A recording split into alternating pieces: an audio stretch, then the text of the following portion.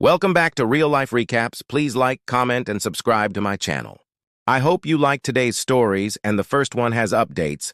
The first one was posted by Anonymous. I'm keeping the title and name out of it for anonymity for the OP. I'm typing this in a mix of fear and nerves. I am the youngest, 22, of 5 kids. Male 30, male 28, female 28, twins, and female 25. My parents are heavily religious, and we live in Utah. Growing up, everything had to be done perfectly. It didn't matter if it was grades, looks, social activities, or even friends. I'm different from my siblings as I was never interested in math and science like they were. I've always been the writer, the painter.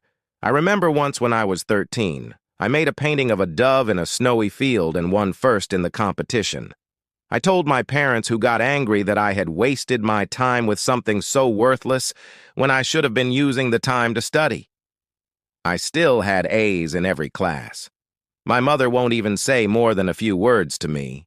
She always seemed like she hates me, and I don't understand. Father burned the painting to remind me of what was truly important before taking all of my art supplies until I showed more responsibility with my time. It's been like this as long as I can remember. I work full-time and have since I was 15 at McDonald's, stashing every bit of money I could.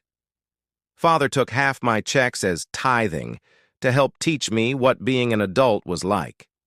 I applied to several colleges, but was told by my parents that they would not be helping me with tuition as they did for my siblings, because they thought sending me to college would just be a waste of money. So I got angry. I am so tired of being the black sheep just because I like the arts more than math and science. And then I heard them talking when I got up in the middle of the night about the perfect man they'd found who was willing to take me in. Through our church, I am terrified, and so I'm leaving. I've got some money saved up, a good amount, and I'm leaving the country. I found a job that lets me work remotely doing freelance design work, and I've had my passport since I was a kid because of our family vacations overseas. I'm taking nothing other than a change of clothes, my laptop, and important documents I took out of my father's office. I booked a flight that leaves in 5 hours, and I'm never coming back. I'm not even going to take my phone since I'd need to get a new number anyway. My best friend, God bless her, had been the one booking things and getting everything ready since I couldn't tip off my parents. She's also smuggled some of my more important things I can't take to hold on to for me. She's parking down the street, and I'll leave with my smallest suitcase to meet her. I don't know how they'll take this. I'm terrified they'll find a way to drag me back or track me down. They went to bed over an hour ago, but I'm too anxious to sleep. I don't know if I'll have any updates, but I just hope they don't stop me. Update 1. Thank you all so much for your words and advice. Other than my friend, no one else knew about all of this. I thought I'd explain some things before telling everything that's happened. So I did think about the police, but my uncle is a sheriff and is still very close with my father. I didn't dare go to them for anything because I fear they would have just told my father. The church is widespread and mainstream, LDS, but I hope that my father wouldn't be able to pull enough strings in it to get to me. My siblings are also involved with the church and my parents, though only I was forced to live at home until I had a husband to support me. I don't get along with them as they've never seen anything wrong with how my parents treat me. My friend is completely amazing, she really is. She was ready and waiting for me when I crawled out through my window to meet her, even though it was 3 in the morning. She bought my tickets to South Africa. I am in a hotel room. I landed only 2 hours ago after several layovers. Each time I was so worried that customs would decline or deny me entrance, but they didn't. I haven't slept yet, too wired up and twitchy. My hope is to gain citizenship, and I'm almost fluent in Zulu as I've always been a fan of languages. I already have an email from my father, but I haven't opened it yet. One thing my friend did when I met her in the car was that she'd bought another small suitcase and made me move my things to it before chucking my old one in a dumpster behind Taco Bell. She was worried they may have put a tracker or air tag in the lining of my old one. I was afraid I'd see someone I knew at the airport, but Salt Lake International is massive, and I didn't run across anyone. I haven't decided if I should renounce my U.S. citizenship when I gain my new one. Once my brain settles a bit, I'm going to start looking into apartments to get out of the hotel. Oh, that's unsettling. I now have emails from my siblings and uncle. I'll try to update in a few days when I've calmed down and figured out where I'm going to go from here. Thank you all for your comments, advice, and thoughts. I was not expecting so many people to be invested into this, as the only one who has known was my friend. Update 2. Wow. So much has been happening lately that it's kept my head on a swivel constantly. I'll start with the good part of the update before moving on to the less happy bits. So, I was advised to remove the location destination from my post, so all I will say is that I'm in South Africa right now, and it's amazing. The food is astonishing, and a poster here messaged me to recommend that I try bunny chow, which is actual authentic curry in a bread bowl. It was phenomenal. I got to chatting with one of the hotel staff. She's about my age, and we really hit it off. She went with me to a local shopping center to get some new and better clothes. At least I'm used to wearing dresses, so that doesn't faze me, and they're very lightweight and breathable, unlike a lot of U.S. dress fabrics. She also told me to always shake out my shoes every morning just in case. I've started apartment hunting, and it's well within my budget, like super low compared to how sky-high it is in the U.S. It's honestly jaw-dropping. Like $81 for a studio apartment with a loft and kitchenette. So yeah, housing won't be an issue, and it is a bit odd to be house shopping? For myself, when I've always lived with my parents. Now on to the less pleasant bits. I finally opened the emails, deciding it was best to probably get it over with. My father's email was filled with anger. There is no other way to put it. He said that by taking off irresponsibly like I did, cost them the friendship of someone they'd planned on introducing to me. He never admitted that it was the 53-year-old they'd basically sold me to.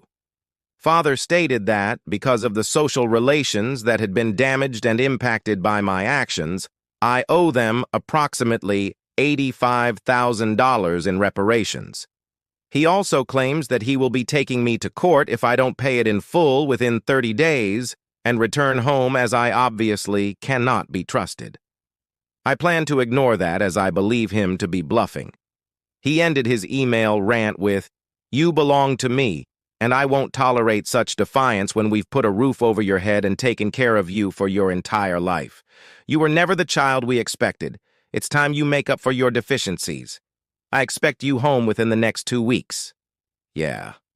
No. My siblings were basically copies of my father's email, admonishing me for throwing the efforts of our parents in their faces before running off like a coward unwilling to face the fallout of my actions. I skimmed them honestly, before just deleting them. It's nothing I didn't expect.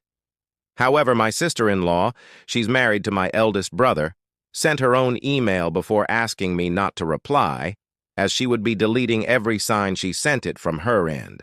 She congratulated me on stepping out on my own and getting away from my parents and their demands. She said that she herself hadn't been strong-willed enough to stand up to her parents when they basically betrothed her to my brother. Which makes sense, as I remember that they met and then married within 6 months. And even then I thought that was a bit strange. She pleaded with me not to return, and not to reply. That was it. It was a bit unnerving, honestly, as I do believe her, and I'm sad that she is stuck the way she is. The last email was from my best friend. She said that the morning after I flew out, my parents had been on their doorstep demanding to see me. Apparently, they believed I was hiding with her. They refused to leave, screaming for me to stop pretending I wasn't there. It caused enough of a scene that the police were called, but they only talked to my parents briefly and let them leave. It really angered my friend, who'd wanted them arrested for threats and trespassing. The police only claimed that there wasn't a pattern of behavior that would warrant them being arrested and charged.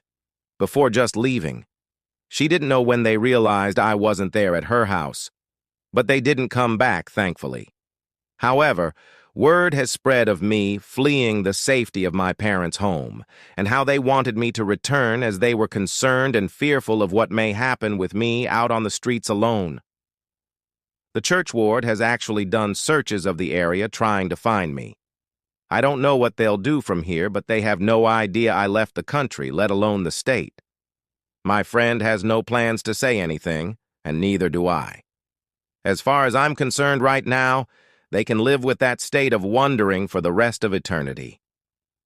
I don't think I will renounce my U.S. citizenship, as there may come a day when I need it, and it's better to be safe than sorry. But I have full plans to gain dual citizenship as soon as I am able to. That's it for now. No other parts yet, but if anything changes, I'll let you know. I want to thank you all for your comments and private messages. It feels like I've got friends and family on my side, and I cannot tell you how much that means to me. Truly, thank you, all of you. Update 3. Hello, everyone. It's been a while since my last update, and a few things have happened that I was told by my friend that I needed to share since everyone was still clearly rooting for me. I have settled in a bit here, and am now enjoying the fun of paperwork. Oh, so much paperwork. I have secured an apartment, and while it's 2 bedrooms, one is for my friend when she comes to join me. I've made a few acquaintances here locally, and am beginning to stand on my own a bit.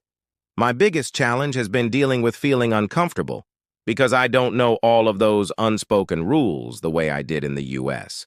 As such, I'm constantly second-guessing myself, but hopefully that will fade with time. So, family. My family has learned I left the state. How they did, I'm not sure. They do, however, seem convinced that I am still in the continental U.S. My friend works as a cartoonist, and while she doesn't make a large amount of money, she makes more than enough to live comfortably. She's getting ready to leave herself and decided to send my parents a farewell gift. She didn't tell me about this until just a little bit ago. She spent a few hours carefully drawing my parents as they visited each location she sent them to, including their reactions, and all scenes ended with the phrase, "Abba, Abba, Abba, that's all, folks."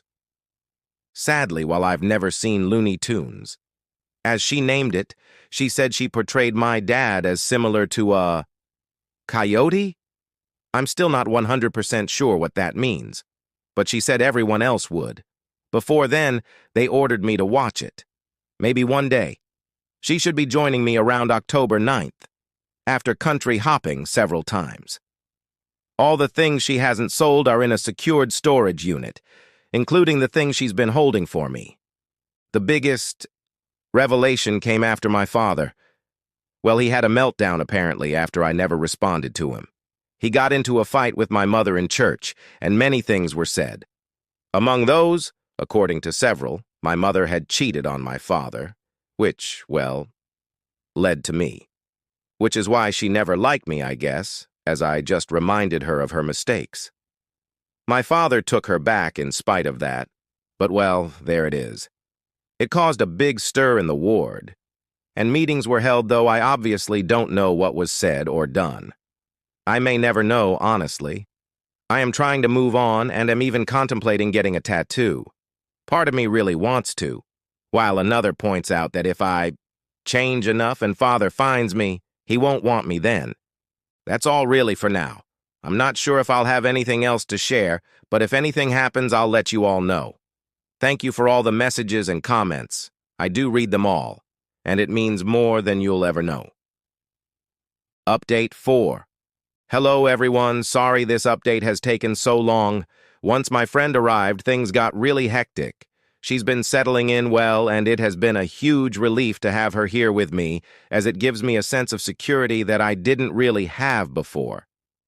We've been taking time to build new routines, finding a new normal, I guess, that works for us both. It's been a challenge, but at the same time, everything has been so different one day to the next that it's kept the days from seeming boring or blurring together. One of the elderly neighbors I've been talking to a lot since I moved here has also invited the both of us to spend Christmas with her and her family. They're going to have a goat as the main meat, which is different, but I'm excited to try. It's odd to not see Christmas trees everywhere, but that's still a new thing, so it's not common here. But her granddaughter is teaching my friend and I some of the dances we'll be doing, as Christmas celebrations here are more like a festive party and gathering rather than a slow day spent with just gifts. It's odd, as even in my family we'd only ever be given 3 gifts. One for our body, one for the mind, and the last for the soul to honor the Trinity according to my parents. Last year I think I received a new Sunday dress, a set of physics textbooks, and a new log journal for my scripture reading. After gift openings, we'd each retreat to our rooms and remain there until dinner was ready, usually made by Mother and myself. Yet here, they're planning on doing our hair, having dances and music with food and laughter. Gifts are still given, obviously, but the day is spent more with those around you than on material things. I'm excited. I've decided to ignore my family for now. I've gotten a lot of questions on why I didn't report them or confront them, and the answer is easy and may seem a bit childish, but the thought of facing them like that terrifies me. I don't want to be around them, talk to them, or think about them. I'm genuinely scared that trying to bring justice will only drag me right back into the mess I ran from. I'm 22, and yet I'm terrified of my own family. So that's why I'm not doing anything to them. I just want to pretend, even if only for a bit, that my life isn't messed up and freakish, if that makes any sense at all. I don't know where I will be a year from now, but somehow the thought doesn't worry me. I'm happy, genuinely happy, and excited to see where things will go from here. Thank you, everyone. Really, I mean it. Looking back, it's mind-blowing how things have changed, and there is still so much I get to do. Now on to the second story for today. It was posted by Dear Account 5349. Am I the a-hole for saying my stepdaughter is not entitled to my late ex-wife or daughter's money? I am married to Ashley. Our girls from previous relationships are both 17. My ex-wife was Sam. She and I were never a great couple, but we were great friends and great parents, co-parents, so we stayed very close after the divorce. I was aware she had started saving for our daughter's future education. We had reached somewhat of a compromise on how to handle that. I did most of the spending on her adolescent activities and extras, so all her extracurricular activities, hobbies, and for the most part gifts that we shared, while she saved for the future in an effective way. I never knew how much was in the account until 2 years ago when my ex died. It was then I learned she had saved a hefty amount, and that aside from allowing for her funeral expenses, she had left money for our daughter to use as she saw fit outside of the college money. Ashley and I married 7 years ago, and at the time we had discussed money for the girls, etc. I explained I was not saving, but my ex-wife was. She had not started anything for her daughter at that point, and her ex was not saving either. So we started to put a little by when we could, but we were never able to save huge chunks at a time. After Sam died, money became a much larger issue. Ashley was upset to learn my daughter had a considerable amount more than my stepdaughter for college, and that she had money to spare. It only became a bigger deal this past May. My daughter told me she had decided to do community college in her mom's hometown so she could be close to her grandparents for a while and could still follow her dreams. Ashley then brought up how some of that money could go to my stepdaughter. I told her no, that it was not our money. And even if she tried to suggest that it would be mine, seeing as my daughter is a minor, I pointed out that it would be stealing to just take from her, and I had never contributed to that fund directly, and it would be taking my ex-wife's money. Ashley went off about Sam putting so much away when she knew our daughter had a stepsister and how she was selfish to make her so much better off than her only sibling. I told her she needed to get over that because Sam only had one child to think about, and it wasn't her job to think about my stepdaughter or even any bio kids I could have had after our divorce. Ashley told me to think about my stepdaughter. I told her my stepdaughter is not entitled to my daughter's money or my ex-wife's money, whichever way she wanted to look at it. She asked how I could be so callous about her daughter's disadvantage. Am I the a-hole? Let's hear what some of the commenters had to say. Not the a-hole, Your ex-wife saved it for your daughter, not the stepdaughter, so she's not entitled to any of it, and how she was selfish to make her so much better off than her only sibling. OP is not the a-hole. This is the same argument that the sneaker teacher used in another thread. It's not even yours. It was saved by your ex-wife for her daughter. I think she would turn in her grave if you caved in and used some of it for your stepdaughter.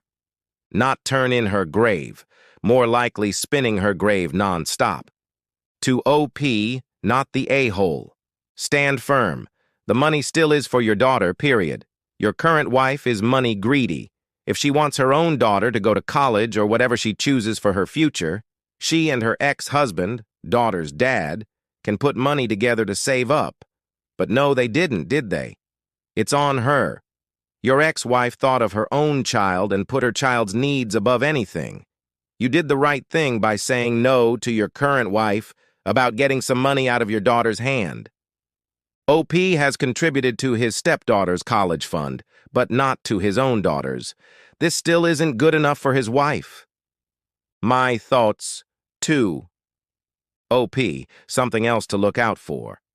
Since your wife doesn't quite seem to grasp or care that the money isn't remotely hers or her daughter's, please be on the lookout for punishing behavior from your wife towards your daughter. For example, things your wife might normally pay for regarding both daughters, something like, "I'm not paying for OP's daughter's meal, she has enough to cover it herself with all her money." Just be prepared to keep advocating for your daughter from your wife and stepdaughter. Let her know you've got her back. Your daughter sounds like a great kid, by the way. I loved reading that she wants to spend her time and money to be near her memory and that set of grandparents. Stay strong, OP. You're absolutely doing the right thing. What do you think about today's 2 stories? I'm glad the OP of the first story got out of that situation. And for the second story, I agree with everyone that says OP is not an a-hole. But what are your thoughts about these 2 stories? Let me know in the comment section below.